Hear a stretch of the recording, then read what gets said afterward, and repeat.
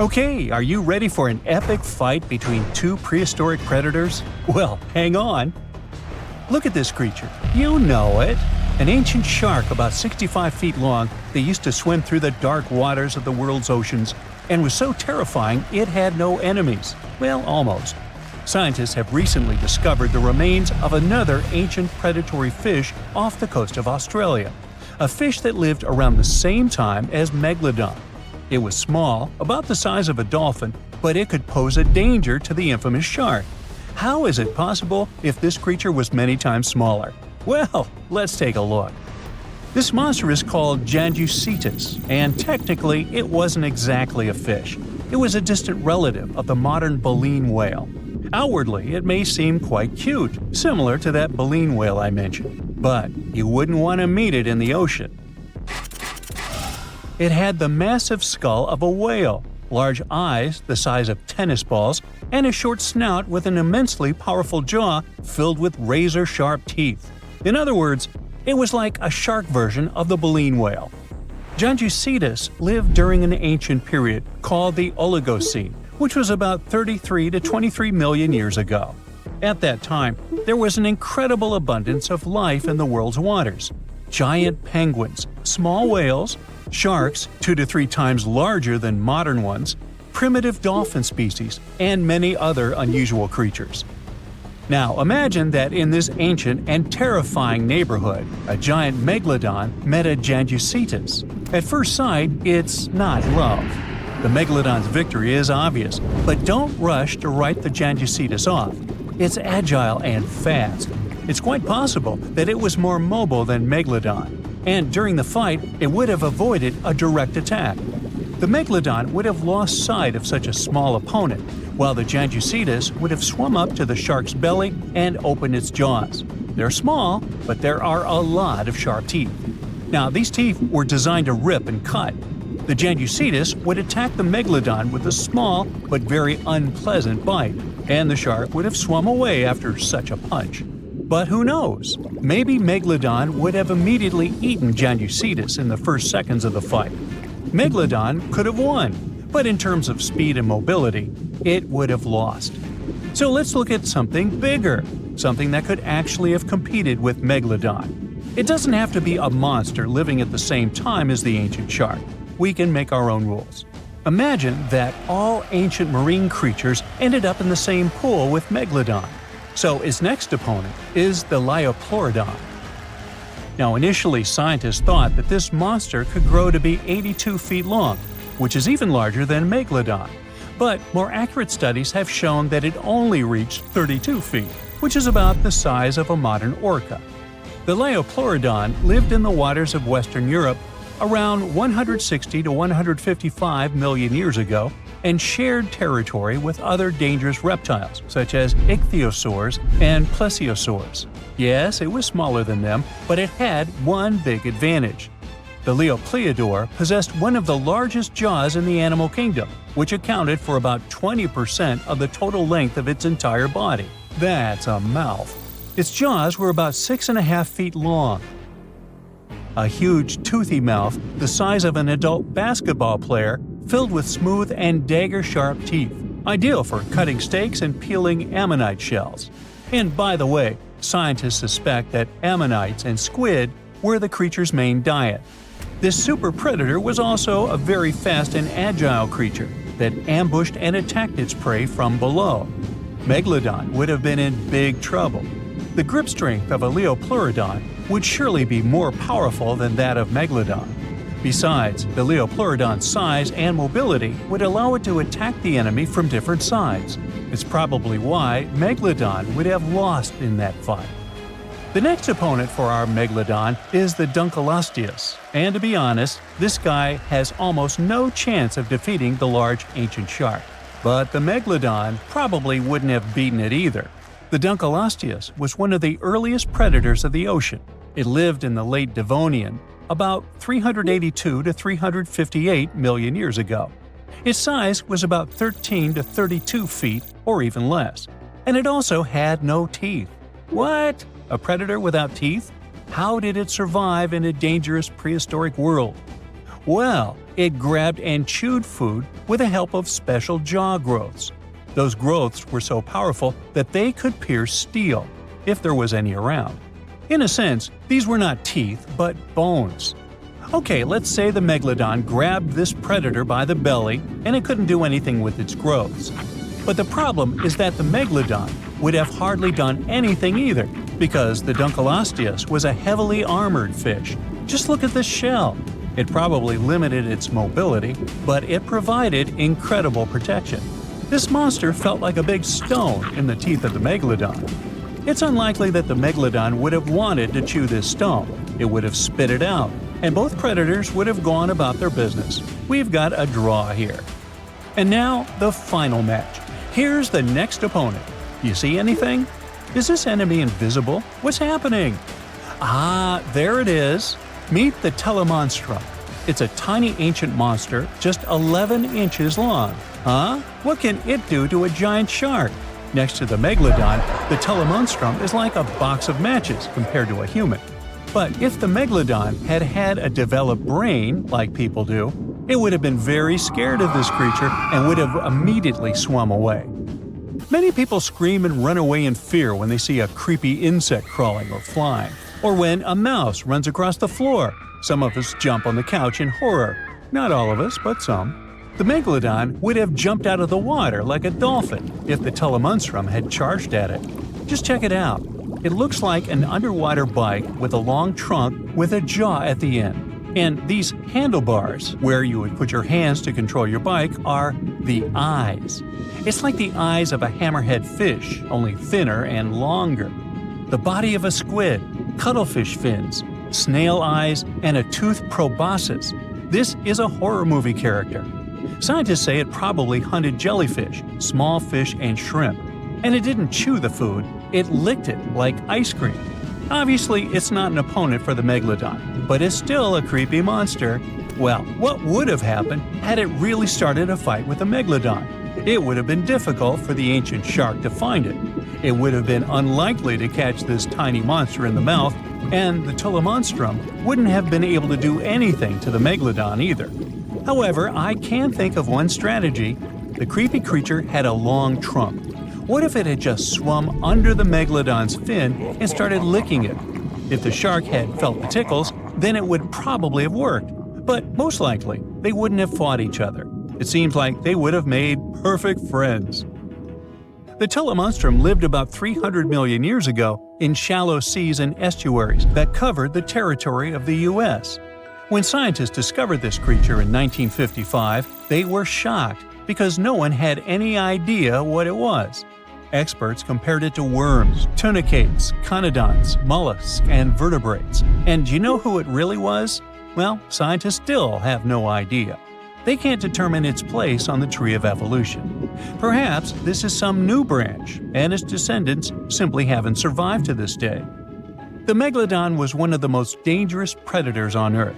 But now we know that other equally scary monsters lived in the oceans. But what if the Megalodon lived today? Who could have defeated him? A blue whale who would be even bigger than this ancient shark. But the blue whale seems to be a kind animal. It wouldn't fight. How about the Kraken? The Kraken versus the Megalodon? Well, let's save this fight for another video. Thanks to sci-fi, we usually imagine extraterrestrials as smart beings with huge heads walking on two legs. But if life really exists out there, it could look like, well, anything. From an upside-down nightmare to a weird water creature looking like it was drawn by a toddler. But we don't need to travel across the universe, just back in time. Because a long time ago, Earth already had a creature like that. This is the story of the Tully Monster, one of the most bizarre creatures that scientists still can't explain. Around 310 million years ago, Earth was a drastically different place. Today, our continents are scattered like pieces of a broken plate, but back then, during the Carboniferous period, the planet had one supercontinent, Pangaea. That was more than 200 million years before a T-Rex was chasing down a Triceratops. Huge areas were covered in warm, shallow seas and swampy coastlines, with thicker air and higher oxygen levels. Oceans were filled with creatures that never made it past evolution's experimental phase. like this little guy. At one point, the area that's now Illinois was just shallow coastal waters and muddy shores. Sediment from rivers often buried marine creatures, and sometimes trapped them in iron-rich nodules before they could rot away. That's how soft-bodied animals, which usually don't leave fossils, were preserved in detail at a spot known as Mason Creek. Every single Tully Monster fossil we know of comes from this one place. It's entirely possible that these strange creatures were swimming all over the prehistoric world, but this could be the only graveyard that had the needed chemistry to preserve their bodies until we found them. But wait, what exactly is this thing? Well, first off, it was named after Francis Tully, the Illinois fossil collector who first found it and brought it to scientists. And second, it wasn't a monster, that's for sure. The animal was pretty small, usually only about 3 to 14 inches long. It had a soft, swimming torso shaped like a thick worm or a slug without any hard shells or bones. But its front end was both the coolest and the weirdest part. It had a long, flexible nozzle sticking out of its face, almost like a vacuum hose, except at the end of that hose was something resembling a claw. The snout itself wasn't rigid, it could extend and bend, similar to how an elephant uses its trunk, or how an octopus reaches with an arm. So instead of biting prey directly, it probably reached out with its face tentacle, grabbed a snack, and pulled it in. Its eyes were another weird, one-of-a-kind feature. They were positioned on a stiff horizontal bar extending from its head, with one eye at each end. This setup gave it a wild field of view, similar to how a periscope or side-mounted cameras can help you see more. Most animals fall into two groups, vertebrates and invertebrates. Vertebrates have a backbone like fish, dinosaurs, dogs, and us humans. Invertebrates don't, like worms, snails, and insects. The Tully Monster is one of the rare cases where scientists still argue what it was. When scientists look at the fossils, they see a pale stripe running down the middle of the body. One group says that's just a gut line, which would put the Tully Monster in the squishy invertebrate camp, meaning it was a weird swimming slug. But another group claims that it was a notochord, a kind of primitive stiffening rod that evolves into a spine. If they're right, that would make the creature a vertebrate, a distant cousin of fish and even us. Basically, all of this makes the Tully Monster a mix of a fish, a worm, and a crab, something never found since. Based on that soft, squishy body and little stabilizer fins, we know the Tully Monster wasn't exactly racing other fish. It wasn't fast like a shark. It was more of a slow-motion cruiser. It probably drifted through the water using that long snout to poke around in the mud for jellyfish, sea cucumbers, or maybe even some rotting stuff. Despite its scary-looking claw and eyes, we can't tell for sure if it was a predator. The Tully Monster was pretty well adjusted, so we don't know why it went away. If we look at the fossil record, this creature had disappeared way before the massive extinction events wiped out the dinosaurs or the earlier marine life. There wasn't an asteroid or a volcano involved. Perhaps it vanished because its home wasn't the same anymore. Remember, the Carboniferous period was a wet, swampy world. But as time went on, Earth's climate shifted. Tropical estuaries dried up and the chemistry of the water changed. This probably caused Tully's specific playground to disappear. As far as we know, the monster left no genetic heir. Usually, if an animal goes extinct, it leaves behind a cousin or a descendant that evolves into something else. Dinosaurs left us birds. Ancient fish left us, well, modern fish. But the Tully Monster remains unique. There's nothing alive today that looks remotely like it. And that's exactly why scientists are still pulling their hair out trying to classify it. We aren't confused because we're missing the pieces. In fact, we have over 2,000 fossils.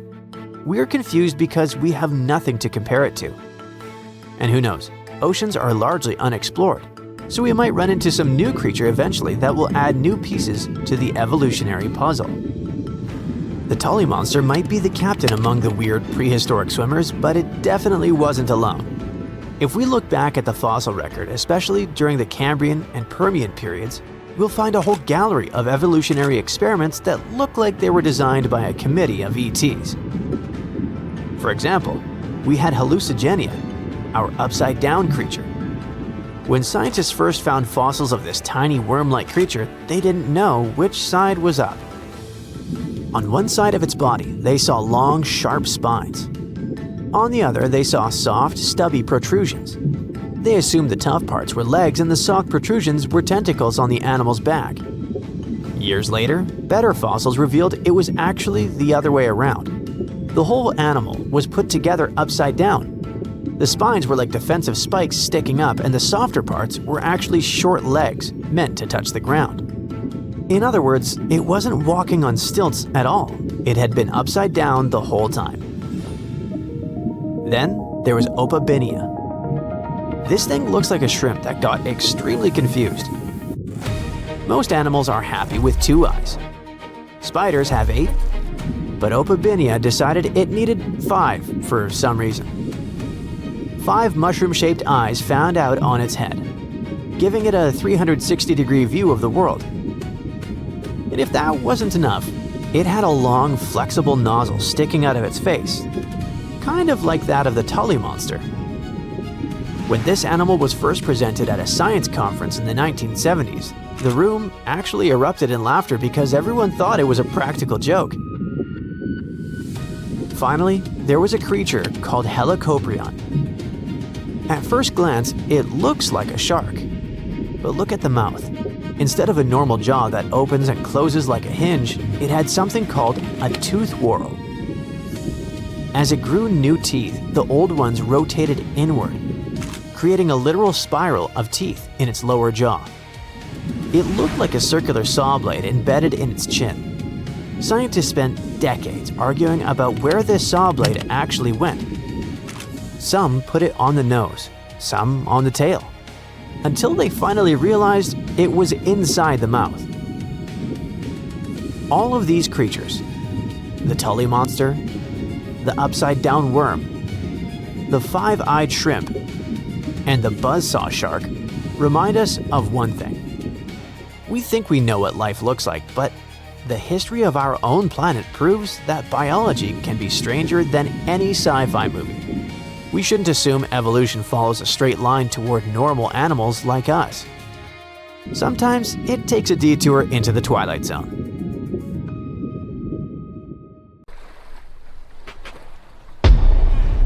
Many terrifying animals live deep beyond the waves, like this vampire squid living 3,000 feet below the surface in almost complete darkness. This animal has a cloak, like a vampire's. That's why it's called the vampire squid. Deep down at the bottom, it can't use ink to defend itself. So this animal has developed an unusual tactic. It glows slightly to scare away predators. If this tactic fails, the vampire squid can turn its body inside out, revealing tiny spikes. When you translate its scientific name, Vampiroteuthis infernalis, it literally means vampire squid from the nether.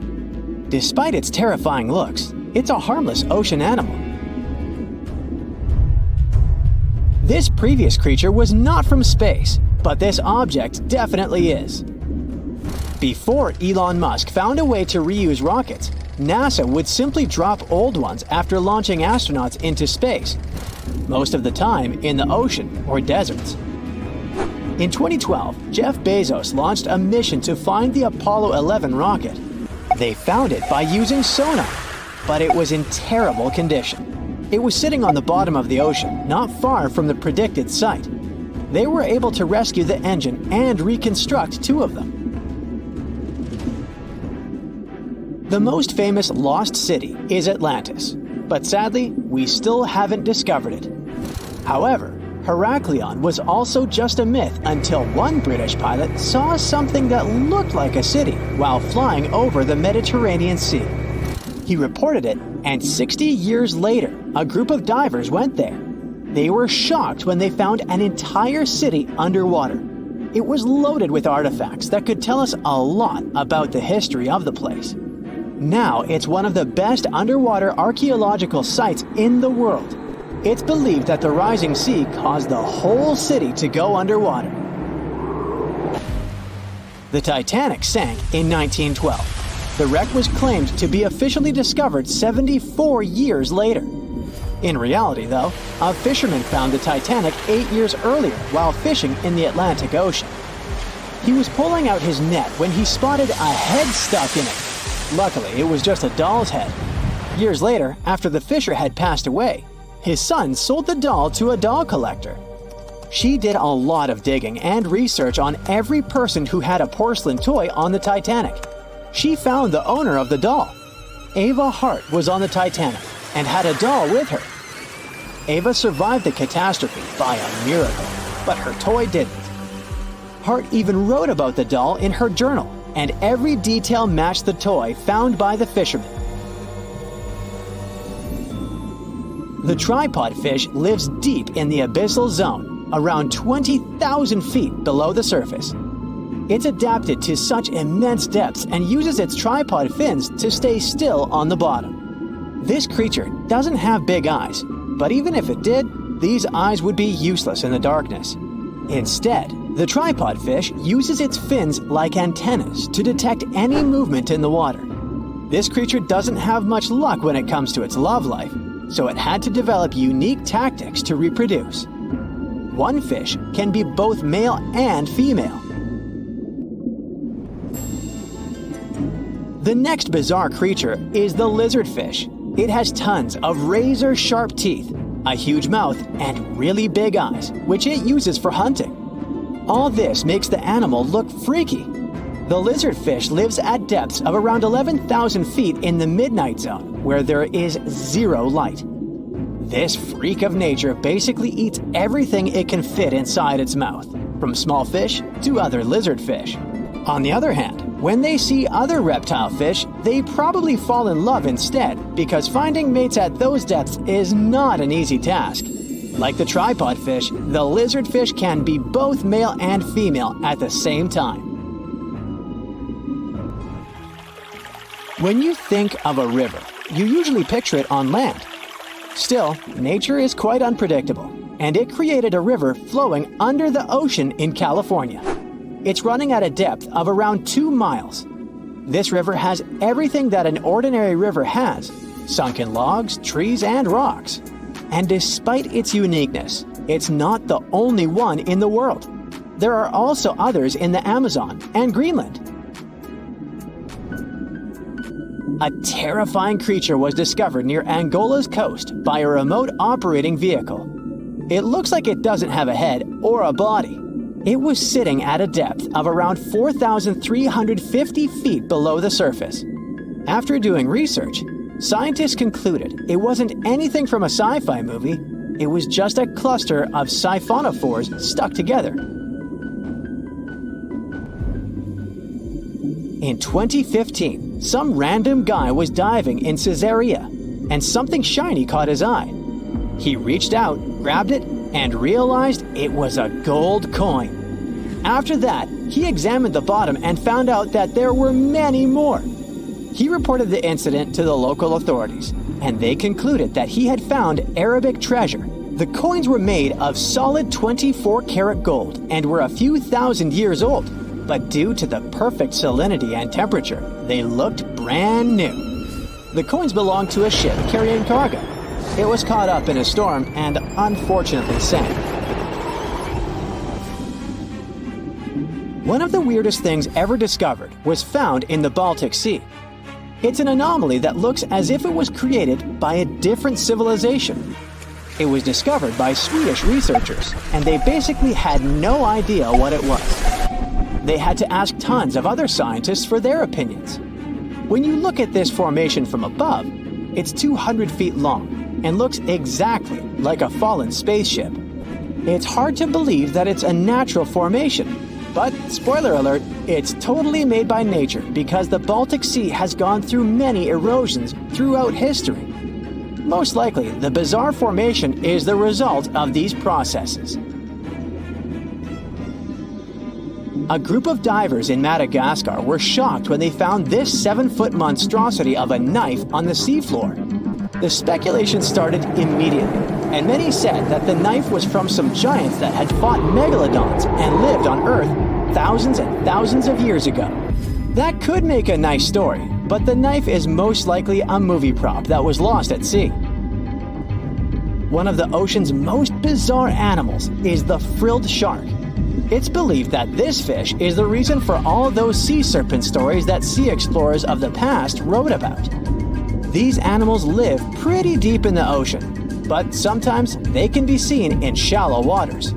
It's super rare, but possible. The frilled shark has a big mouth sporting around 300 teeth. It also has a long body that looks like a lizard's, and it is truly a unique species of shark. Its prey can be half of its size because this shark's stomach is like that of a snake, and it can swallow huge fish or crustaceans. Spotting a few worms in your garden is no big deal, but after seeing a 26-foot-long one in the ocean, you will make your wetsuit a little wetter. This worm is super rare, and it's completely harmless to humans. It's actually not a giant worm. It's a cluster of zooids that are stuck together in a worm-shaped formation. They usually only eat plankton, bacteria, and other tiny things that can be found in the ocean. Probably the scariest thing in the ocean that is 100% real is the Magna Pinna, which can be found at crazy depths of 20,000 feet below the surface. This monster looks like an underwater Slender Man, but it's just a squid with really long tentacles that can reach a terrifying size of 8 feet. This guy has only been seen a few times, and basically, we don't know much about this creature so far. So, Megalodon was one of the biggest and most ferocious monsters on our planet. Powerful jaws, razor-sharp teeth, gigantic size.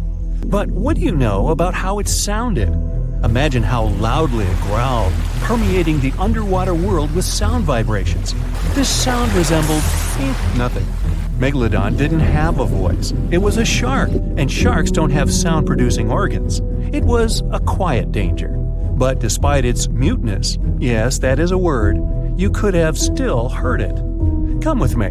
Now you're underwater, clenching your fist, raising your hand, and quickly bringing it down. Now imagine that you have a big submarine instead of a fist and hear the water flowing around the smooth surface of the hull. That's what a megalodon sounded like. When this monster was swimming out to the surface and opening its jaws, it sounded like a waterfall. The giant shark swam at high speed. When the water was passing through its mouth and gills, it sounded like a flowing river, a fast, powerful river. Megalodon had no voice, only the scary sound of flowing water.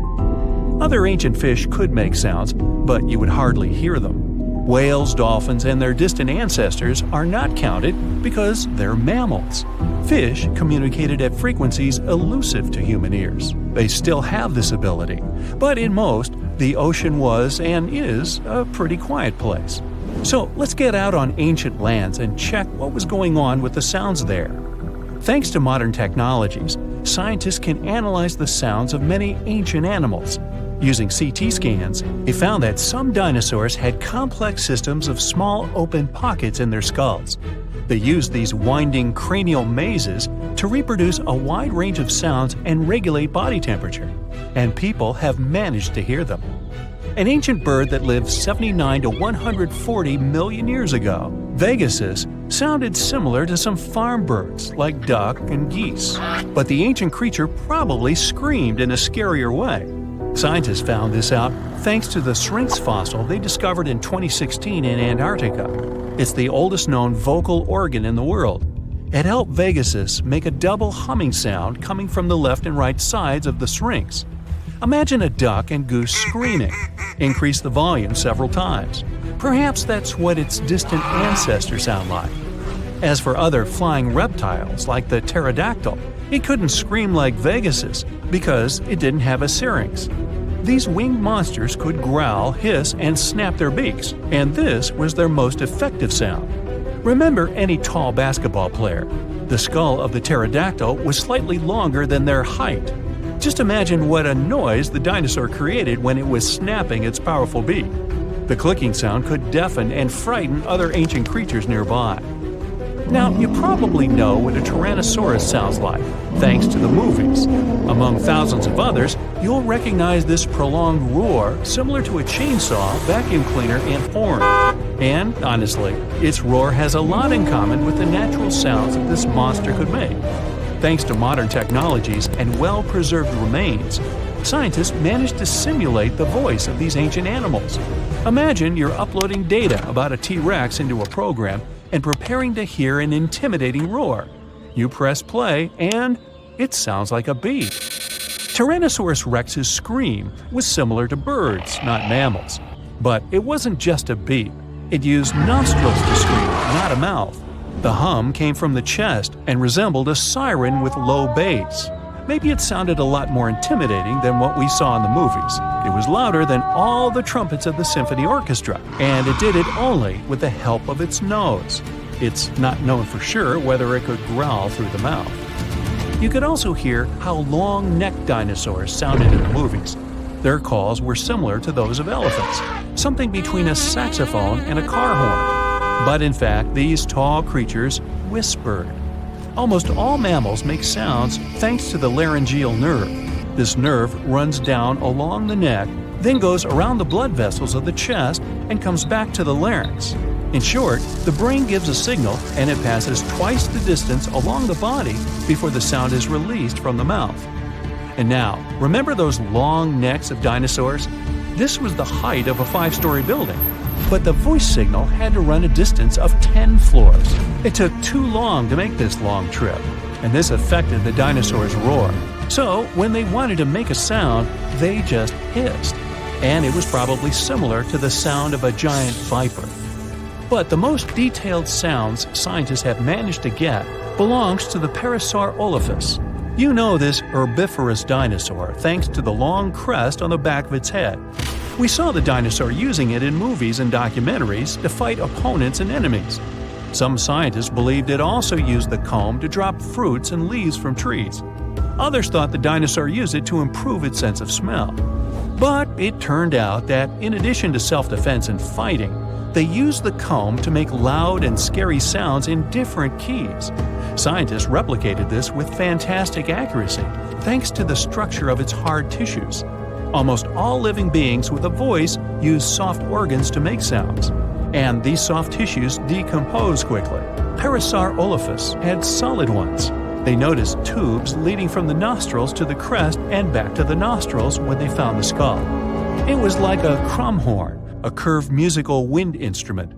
This proved the dinosaur used the crest on the back of its head to make the sounds louder. The comb allowed it to trumpet, so its relatives could hear it in the forest. They made humming sounds with low and high notes. Mix a saxophone and trumpet with a goose hum, car horns, and low frequencies, then increase the volume several times. That's what Parasaurolophus sounded like. That's also what my 4th grade band sounded like. But I digress. You can listen to different shades and timbres of this dinosaur on the internet. It used noises with different tones to create complex social connections. They could communicate, identify each other, trumpet danger, or conversely, signal their friendly intentions. Alright, we've just heard how some ancient reptiles sounded. But what about ancient insects? They didn't have vocal cords, of course. Instead, they used friction between body parts. Look at modern crickets chirping with their wings. One wing has tiny notches. The second has the shape of a mediator. Take a simple plastic comb and run your fingertip over its teeth. Crickets make their sounds by the same principle. Their wings vibrate and release a series of sound waves into the air. But the clicking of an ancient bush cricket was very different from modern insects since they were much noisier. The sounds of these clicks were like a whistle. With the help of high-frequency waves, they could also communicate secretly as if they were doing it through a closed radio channel. If you heard this, you would hardly be able to fall asleep to it. Now, modern crickets are not so loud, as they began to add more high frequencies to their sounds. Higher pitch waves don't spread as far, reducing the risk that a bat will hear the insects. Just imagine how the jungle of that time sounded. The loud chirping of crickets hurts the ears. Then you hear a brachiosaurus hissing. The clicks of pterodactyls shake the sky like thunderclaps. Then you hear the trumpet sounds of different tones somewhere in the jungle. These are Parasaurolophus communicating with each other. And then you get scared by a loud Tyrannosaurus siren. What a racket! You'd probably not find peace in such conditions. Fortunately, humans appeared millions of years later. And, by the way, scientists have managed to find out and understand what our distant ancestors sounded like. They carefully examined the insert function of the mouth, nose, and throat on the Neanderthal skeleton. Their voices were similar to ours, but the phonetic range of an adult Neanderthal was the same as if they were 2 to 3 years old. It was like mumbling without consonant sounds. The study of the skull couldn't recreate precisely the sound of Neanderthals, but in 2007, scientists extracted DNA samples from their bones. They found a variation of the gene that responds to human speech. Scientists believe that Neanderthals fought with Homo sapiens, our family tree. As a result of this conflict, their kind became extinct. But the found gene points they could have had other connections with each other. Perhaps Neanderthals could understand their language and even pronounce some words. Poison dart frogs are one of the most toxic species on our planet. They come in a range of bright colors: blue, green, yellow, orange, and red. And that's not just to show off. It's a kind of message to all the predators that might want to come after them. I'm toxic, so you better stay away and don't try to eat me. The golden poison dart frog, for example, has so much poison it could finish 20,000 mice. Vibrant colors in nature are generally a sign it's better to stay away from that animal, because it's a warning you're looking at something you definitely don't want to eat. Check a blue ring octopus, another extremely venomous creature. Unlike poison dart frogs or, for example, velvet ants, whose bright colors you see right away, this octopus shows its blue rings only when it feels threatened. With over 300 pounds and 10 feet in length, Komodo dragons are the heaviest lizards on our planet. They will go after almost anything that comes their way, including pigs, deer, smaller dragons, and even more challenging creatures, like big water buffalo. They camouflage and patiently wait for their prey to come closer, lying in the grass. Saltwater crocodiles. Their attacks are more frequent than those of sharks. They have a 3.5 times stronger bite than a lion and 25 times stronger bite than people do. One more superpower: these guys can literally launch their bodies out of water, and they do that with their tails. Hippos seem quite relaxed as they chill in the water, but they're actually pretty aggressive. They attack humans even more than leopards and lions. This guy is small, but it can be as threatening as a huge hippo. Meet the tsetse fly. It lives in sub-Saharan Africa, and travelers that love spending their time outdoors or in game parks should be careful about these insects. It's important to get the right treatment as soon as possible if it bites you. Pus caterpillars look all innocent and fluffy, but you'd better avoid touching them. They're venomous, and these wig-like hairs you see are actually spines that can cause multiple issues if you touch them. Ouch! Vespa mandarinia mostly build their nests underground, so it's trickier to find them. Their sting is like someone pierced you with a hot metal pin.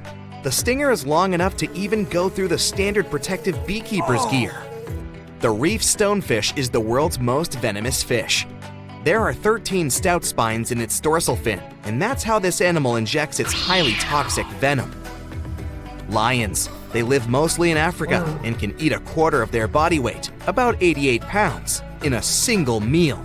They mostly hunt at night and during storms because the wind and noise make it harder for their prey to hear and see them. Why hunt if they can just go and participate in some burger eating contest? Tigers mostly inhabit Asia. They're able to survive in different conditions since you can find them in various areas, from mountains to rainforests. As long as they have enough water, food, and cover, they can adapt to anything.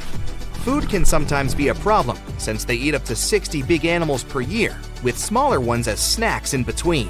Fun fact, their skin is covered in stripes too, not just their fur. A bit of good news here. Wolves aren't really into eating humans. Still, sometimes they do go after people. They mostly attack when they don't have enough food or when they lose their habitat.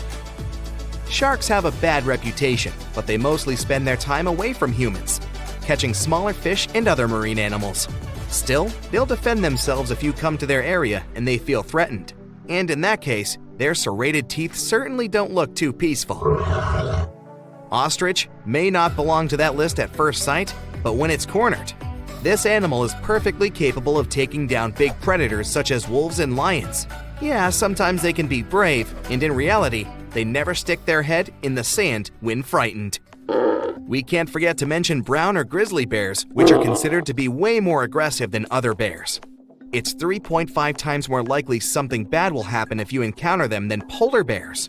They're also 21 times more dangerous than black bears. And yet, brown bears are the most widespread kind of bears across the globe. When it comes to snakes, saw-scaled viper is definitely one of those you need to be careful with the most, because the consequences of its bite are statistically quite sad to say the least. It has enough venom that even its weakest bite could finish 2 people. Not just saw-scaled viper, there are multiple snakes you need to stay away from.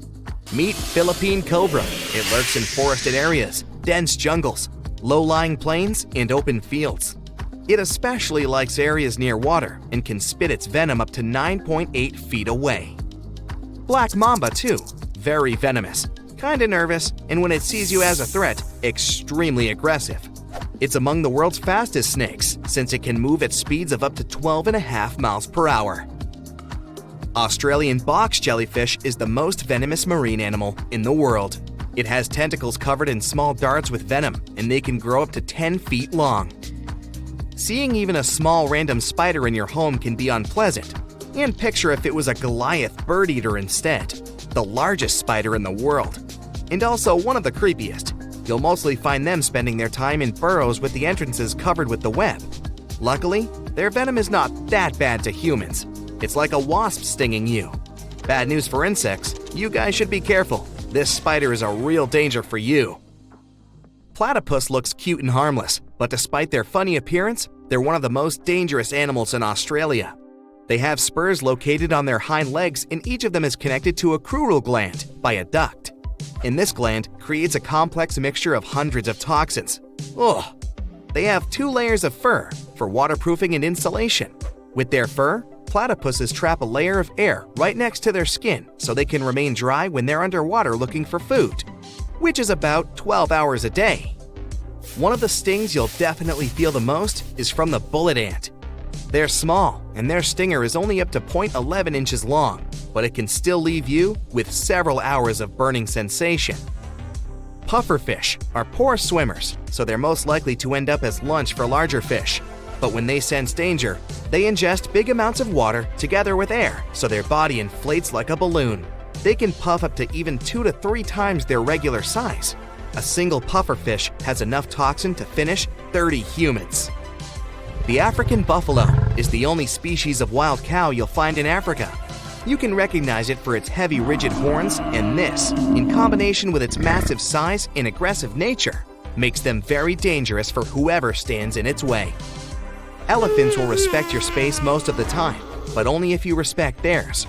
They can feel threatened by, let's say, a group of tourists that come too close and disrupt their personal space. In that case, they'll defend themselves and be very angry, which isn't such a nice scene. Wild dogs can be pretty dangerous, like dingoes in Australia. They can either live alone or move in packs of up to 10 animals, which can be especially tricky for their prey when the entire pack is after it. They can cross great distances and communicate with each other, howling like wolves. A star-nosed mole is certainly one of the weirdest looking creatures you'll come across. In some way, it looks like someone replaced its head with a very small octopus.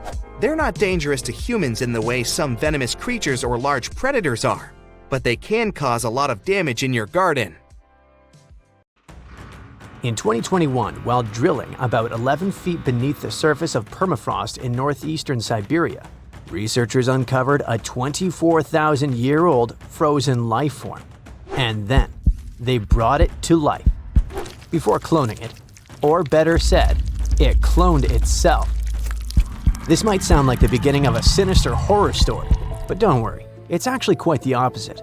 What scientists unearthed was a microscopic frozen organism that could fundamentally reshape what we think about evolution and survival.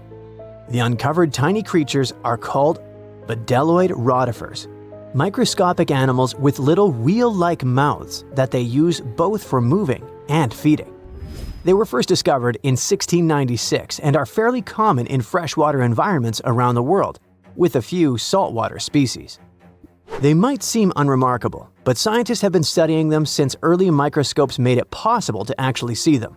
Because even though there are only a few dozen microns wide, they're surprisingly complex, with brains, guts, muscles, and reproductive systems.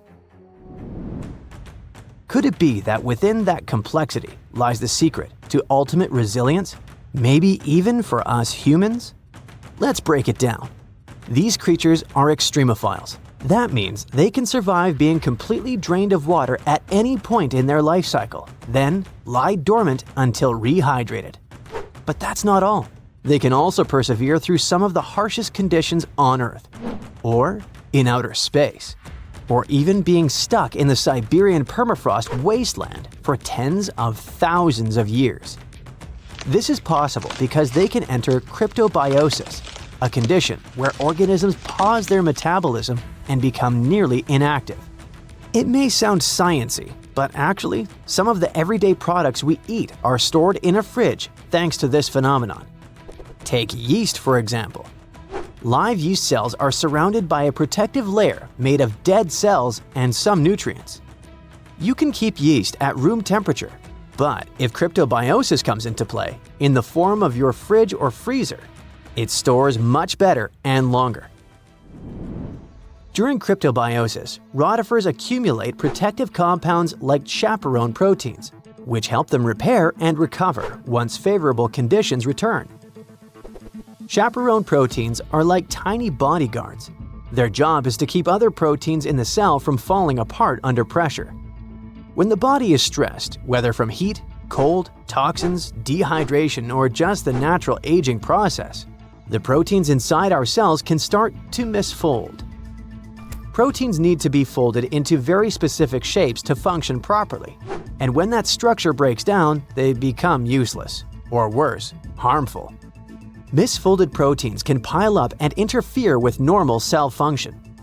In some cases, they clump together in ways that poison the cell. This kind of damage is even linked to serious health conditions. So, if rotifers have developed powerful proteins that prevent cellular chaos even under extreme conditions, could we use them to protect human cells from diseases and aging? By analyzing the age of the ice they were found in, scientists figured out that these frozen rotifers were at least 24,000 years old. That's a huge leap from earlier studies, which showed they could survive frozen for only about 10 years. Now that's what you call record-breaking. This period of Earth's history is known as the Late Pleistocene Epoch, a time dominated by the Ice Age, which means these invertebrates were lying dormant when Manny and Sid were having their adventure while roaming the icy landscapes, along with saber-toothed cats and giant ground sloths. Fun fact: although animated movies like Ice Age show woolly mammoths as huge, towering giants, they were actually about the same size and weight as today's average African elephant. Nature and evolution can be so cruel, yet fascinatingly unpredictable. Massive, menacing beasts that came from the Ice Age couldn't survive it, yet something tiny and weird, like a bedelloid, could. But regarding our unfrozen creature, after the soil thawed, the organism didn't just begin moving again, it also started reproducing. This is thanks to an ability called parthenogenesis, a specific form of reproduction in which embryos develop from unfertilized eggs, allowing them to reproduce independently. It really is like cloning, but it happens naturally. Many organisms, such as certain insects, reptiles, and even some birds, are capable of parthenogenesis, at least under specific conditions. For example, in honeybees, males develop from unfertilized eggs through parthenogenesis, making them genetic copies of their mother. However, parthenogenesis is often seen as an evolutionary disadvantage because it limits genetic diversity, meaning that most species that reproduce this way eventually face extinction. Despite this, Bdelloid rotifers have diversified into over 450 distinct species over millions of years, which is extremely rare. Scientists believe their survival comes down to a few evolutionary adaptations. They can pause their metabolism through cryptobiosis, repair their DNA with specialized proteins, and even borrow useful genes from other organisms using a process called horizontal gene transfer. Unlike most animals, which rely solely on inherited DNA, these organisms can steal genetic material from bacteria, fungi, and even plants, splicing foreign genes into their genome to gain new survival traits. Some studies have shown that up to 10% of their active genome comes from foreign DNA. This could explain their extraordinary resilience. They borrow genes for stress resistance, toxin breakdown, or radiation repair, essentially patching and upgrading their DNA in real time. It's not like the Mind Flayer from Stranger Things, where the creature absorbs another organism to improve itself and grow. It's more like a spy stealing a blueprint from a rival lab to learn its secrets. When cells rupture, for example, when bacteria die nearby, bdelloids scoop up loose DNA fragments and integrate them into their own genome. Interestingly, the usual expected lifespan of bdelloid rotifers under normal circumstances is only 2 weeks. The soil sample that contained these rotifers also held nematodes or roundworms, another group of tiny survivors already known to withstand tens of thousands of years icebound. This isn't just limited to microscopic animals. Researchers have successfully regrown Antarctic moss and entire Campion plants from seeds and samples frozen for hundreds or even thousands of years. In 2016, a team of Japanese scientists brought tardigrades, or simply water bears, back to life after 30 years in cryptobiosis. Tardigrades are even more impressive because they can live in a suspended state for up to 30 years, without food or water, and with temperature swings from deep freeze to 300 degrees Fahrenheit. These guys can also endure crushing deep-sea pressures, vacuum, microgravity, and intense radiation of space. Remember when we said earlier that these species can survive the harshest conditions on Earth and beyond? It wasn't an exaggeration, and now you understand why. And it's exactly why NASA and its partners sent water bears and bdelloid rotifers into orbit. They've even been aboard the ISS, helping scientists understand how these animals handle microgravity, radiation, and stress. Not only that, but in 2007, the European Space Agency launched a bunch of tardigrades into low Earth orbit, completely exposed. No suit, no shield, floating in a vacuum. They were blasted by cosmic radiation, UV light 1,000 times stronger than what hits Earth's surface, and temperatures near absolute zero. And when they came back, most of them woke up and reproduced despite the harsh conditions they were exposed to. This ties into an old theory called panspermia, the idea that life didn't originate on Earth but arrived here, locked in space dust or trapped inside a meteorite. Before, maybe it sounded like a fringe science, but when organisms can brush off cosmic radiation, then it doesn't seem so far-fetched, does it? What about humans? Does this mean we now fully understand the way hibernation works and are close to putting humans in this state? Sorry for spoiling it for you, but it still feels more like science fiction. However, researching rotifers, water bears, and similar organisms can lead to massive breakthroughs in other fields.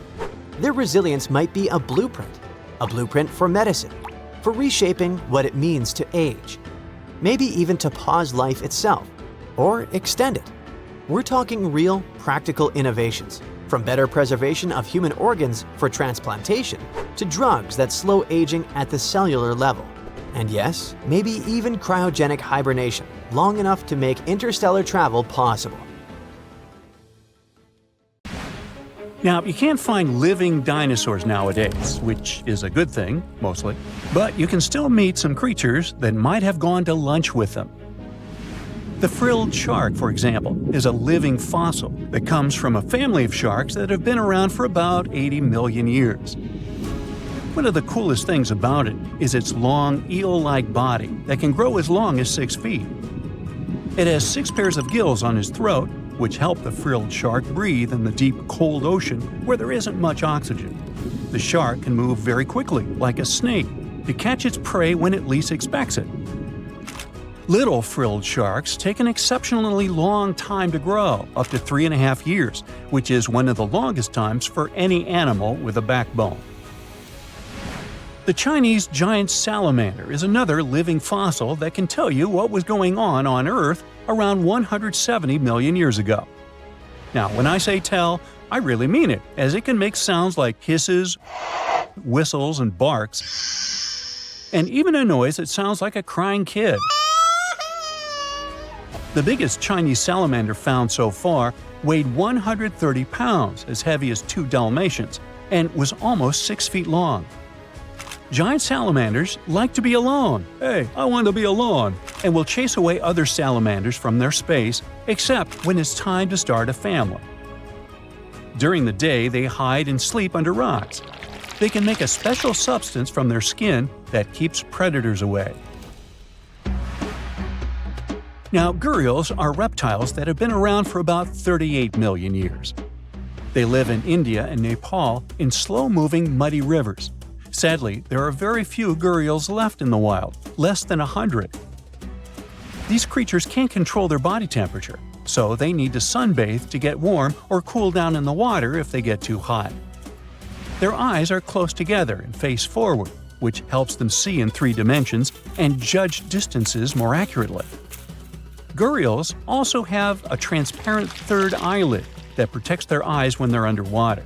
They have over 100 sharp teeth, but they can't chew their food. Instead, they use their strong jaws to grab prey and then, swallow it whole. The alligator gar is a fish that has a family history of more than 100 million years. It still has some cool features from ancient times, like being able to breathe both air and water. It also has a special spiral-shaped intestine, like a shark. The alligator gar is one of the biggest and heaviest fish in North America. Just like an alligator, it has a long body and snout, plus a row of sharp teeth. But instead of legs, the gar has fins to help it swim underwater. The tuatara isn't a lizard as you might think, and isn't a dinosaur either. This New Zealand resident is one of the most unique animals in the world. Scientists love studying tuataras because they can help us understand how today's lizards and snakes evolved. One of the coolest things about the tuatara is its third eye, called a parietal eye, on its head. It has its own lens, retina, and a nerve that connects it to the brain.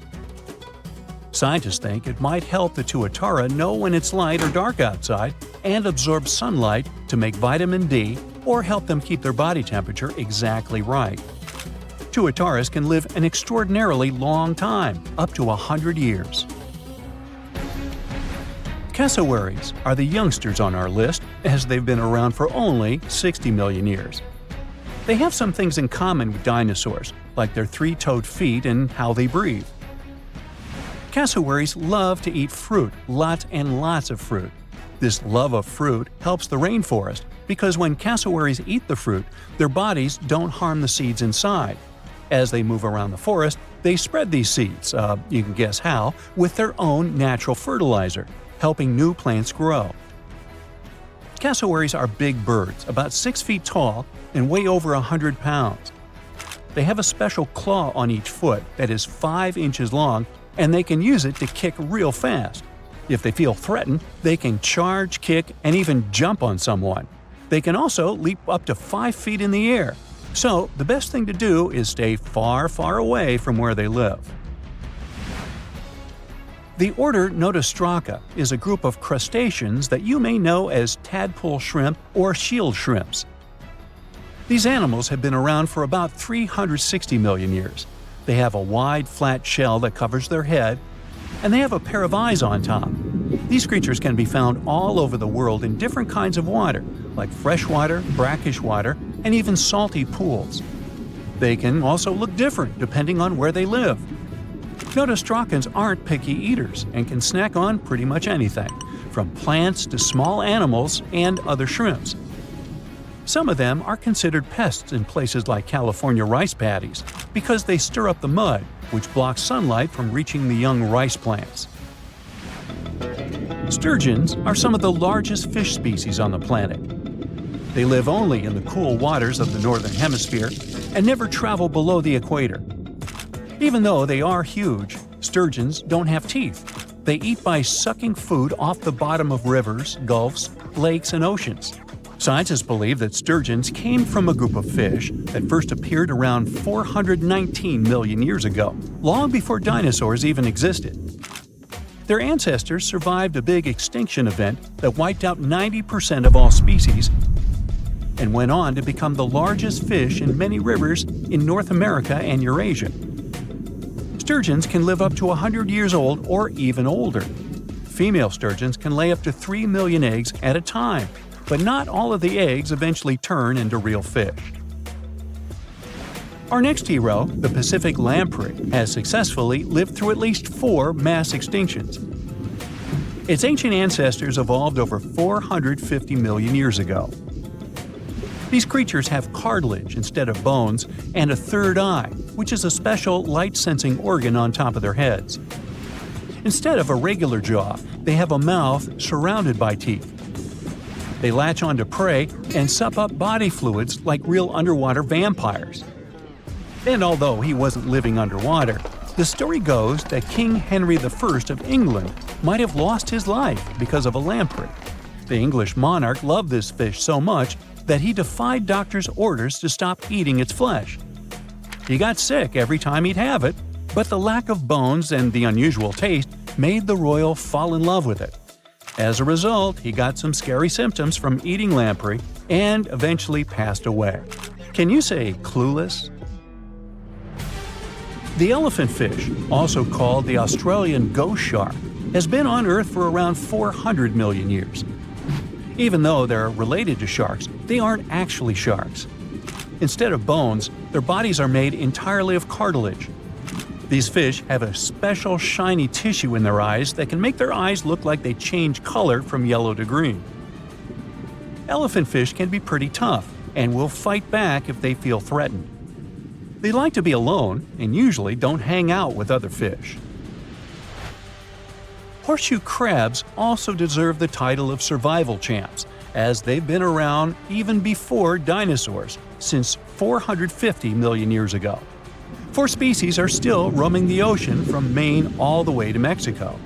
Horseshoe crabs are more like spiders than ticks than they are like real crabs. They have 9 eyes, plus extra light sensors near their tails, so they can see really well. They breathe underwater using flap-like gills near their belly, and sometimes they use these gills to swim upside down. Every spring, when the tide is high, these creatures come up to the beach at night to mate and lay their eggs, and you can see hundreds of thousands of them.